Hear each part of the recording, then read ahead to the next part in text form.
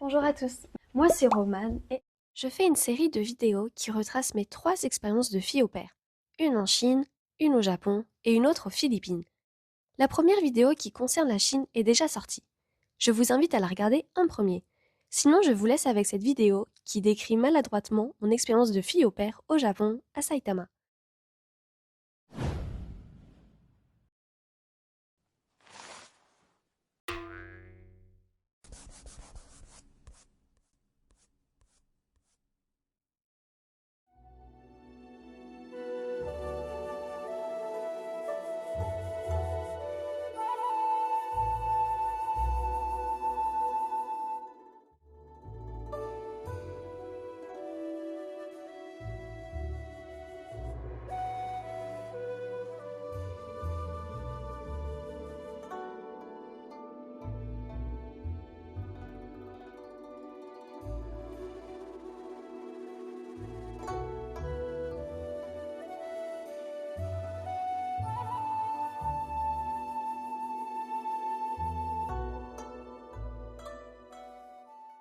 Maintenant, passons à la période du Japon.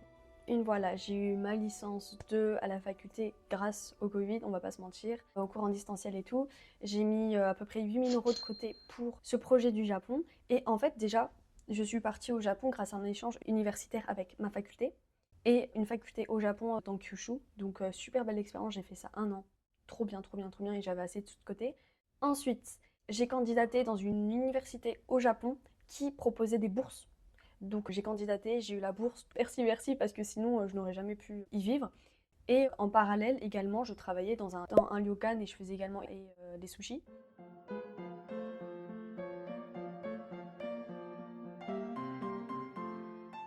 Je voulais voyager, sauf que j'avais plus de sous et payer les hôtels au Japon, c'est beaucoup trop cher.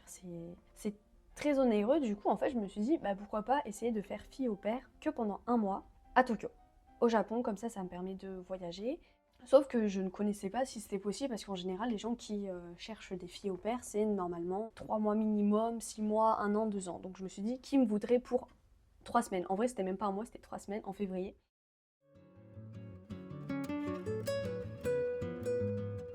J'ai candidaté sur un des sites gratuits de filles au père. J'ai été recontactée par une famille japonaise qui ont dit bah, pourquoi pas, vu que c'était que 3 semaines, j'étais leur première fille au père. Donc je pense qu'ils étaient en mode pourquoi pas tenter l'expérience. Il n'y avait pas de contrat. On n'avait même pas fait de zoom, on n'avait pas fait de vidéo pour voir comment on se ressemblait et tout. Donc bah, directement ça s'est un peu fait du jour au lendemain. En 2 mois on s'est dit écoute on se voit en février. Donc j'ai pris mon billet d'avion pour février. Ma meilleure expérience de fille au père. Je suis arrivée à Saitama, ils sont allés me chercher à l'aéroport, ils étaient tout mignons, là, la petite famille avec les 2 petites filles adorables. Ça s'est super bien passé. Les petites, elles avaient 1 an et 3 ans.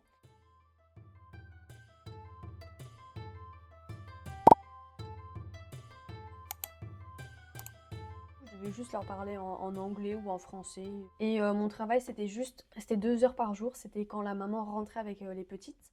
C'était les aider à prendre le bain, bah, jouer avec elles pendant que la maman elle faisait une sieste ou qu'elle allait faire des courses ou quelque chose comme ça. Alors, franchement, honnêtement, c'était un plaisir. C'était vraiment un plaisir. Même la maman, le papa, ils étaient jeunes, genre ils avaient 29 ans, 30 ans, tout jeunes, tout jeunes.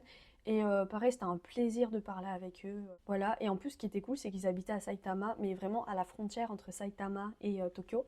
Donc, ce qui faisait que en journée, j'allais à Tokyo. Tous les jours, j'allais à Tokyo. J'avais quand même un jour de congé, je crois que c'est samedi. Et j'ai dit, est-ce que je peux avoir carrément mon week-end? Ils étaient en mode, ah oui, pas de souci, voilà.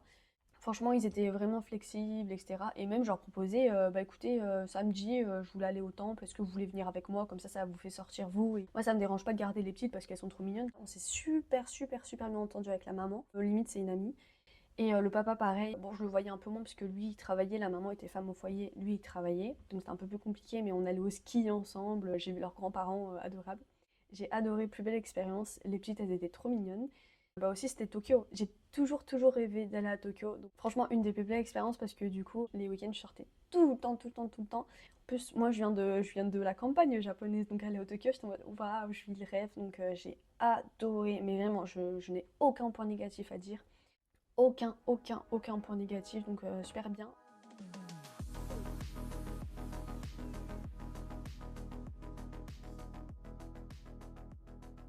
Administrativement parlant, bah, en fait, moi j'avais un visa étudiant et dans mon visa étudiant, j'ai le droit à travailler 28 heures par semaine. Moi, j'avais aucun souci à me faire légalement parlant, donc c'est génial. Mais je pense que pareil, si vous voulez faire fille au pair au Japon par une agence gratuite, je n'ai pas cherché une agence payante, je n'en sais rien. Mais agence gratuite, je pense qu'il va faudra soit, si vous allez en visa touriste, c'est pas légal. Je vous conseille de partir en PVT. Par exemple, vous faites un PVT d'un an et vous proposez à votre famille de rester 6 mois, 7 mois, même un an si vous voulez. Vous pouvez faire ça ou ensuite vous pouvez payer une école de japonais. Vous proposez à votre famille, vous leur expliquez que bah, le matin vous êtes à l'école et l'après-midi ou en soirée vous pourrez travailler pour eux. Donc voilà. Par contre, il n'y a pas beaucoup de familles japonaises qui cherchent des au pair. Surtout dans les sites gratuits, j'en ai connu que deux trois. Donc moi j'ai vraiment eu de la chance qu'ils m'ont prise parce que ma host family, la maman de la host family, a montré ils avaient des milliers de candidatures, mais vraiment, en plus, il y a des gens, ils ont des profils, ils ont des diplômes en éducation, pédagogie et tout, et c'est vachement compétitif, mais moi, je vous conseille de faire ça. Voilà, si vous voulez aller au Japon, ne pas payer trop de frais de logement, etc., et vivre avec une famille, moi, je vous le conseille 100%.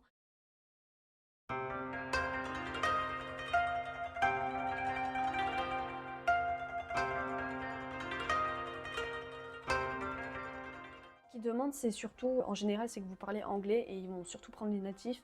Voilà, après, si vous êtes déjà au Japon, dans un cas comme moi, ils ont vu que vous avez vécu pas mal de temps au Japon, que vous parlez un petit peu japonais. Si vous parlez un petit peu japonais, je vous conseille de travailler sur votre niveau de japonais parce que si jamais il arrive quoi que ce soit avec les enfants, vous savez, ça va rassurer les parents que vous puissiez les amener à l'hôpital, vous parlez un petit peu japonais avec les gens dehors, donc voilà.